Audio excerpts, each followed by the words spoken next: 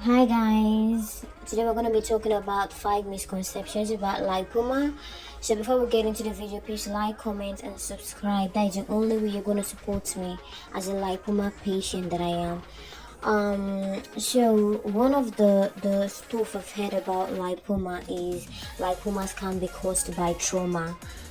I'm 2 months in the whole lipoma situation, and my lipoma was caused by trauma. I had a car accident, um was unconscious, woke up in the morning and discovered that one butt cheek, one of the cheek of my buttocks was swollen, like 50 diameter, like it's very swollen. So people that do say that uh, um lipoma is only genetics. Lipoma, no, lipoma can be caused by trauma too. It's called traumatic post-traumatic lipoma. When I went for my scan, the doctor actually looked me in the eye and was like, "Are you sure you had an accident? Are you sure you didn't just wake up and discover that you had a lipoma swelling?" I was like, "No, I had an accident." Then you know what his doctor said?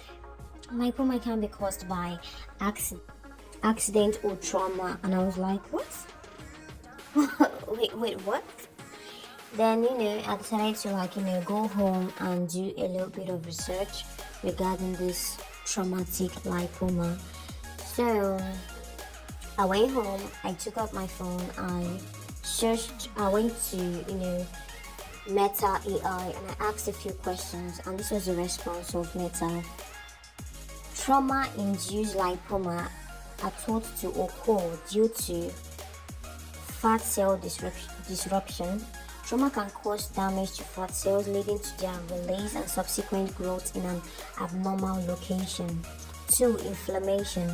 Trauma can lead to inflammation, which may stimulate the growth of fat cells. I think this is exactly what happened to me, because the force of the trauma might have stimulated my fat cells. I do not know, but I felt like this is what happened to me. This is what caused my lipoma. Number 3 is scar tissue formation.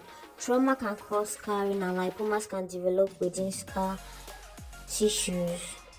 However, there's something that I want to let you guys know is trauma-induced lipomas are very rare.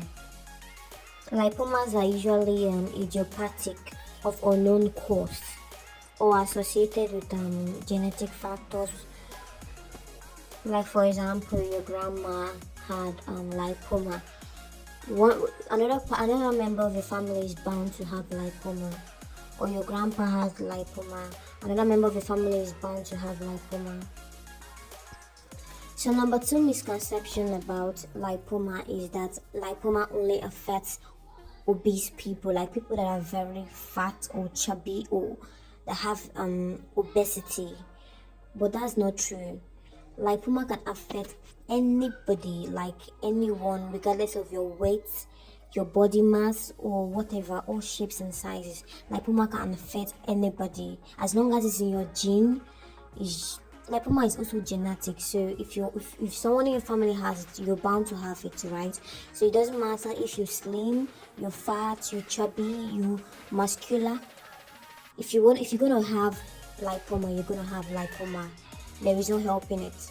Okay, so stop the misconception that, oh, because I'm not fat, or I'm not obese, or I'm slim, or I'm weighing 40, because of that I'm not gonna have lipoma in the future. No.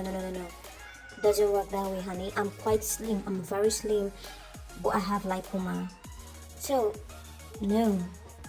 Another very crazy misconception is that lipomas only affects the old and elderly, which is not true.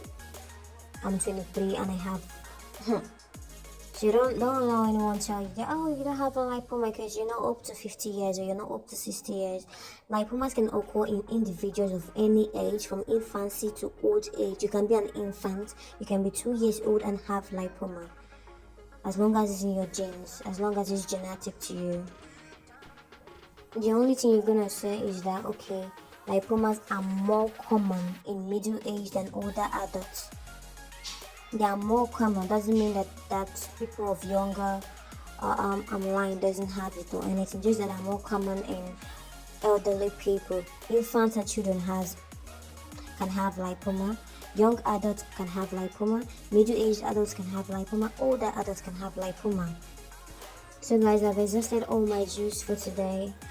I'll make another video and talk about the other misconception of lipoma and also the treatment I'm currently on to help in lipoma, because I don't want to go for surgery. So I was put on treatment. Yeah, I was put on treatment and I was given some injections and I'm seeing changes, thankfully. So the next video I'm going to be sharing all that with you. So please like, comment and subscribe. Thank you.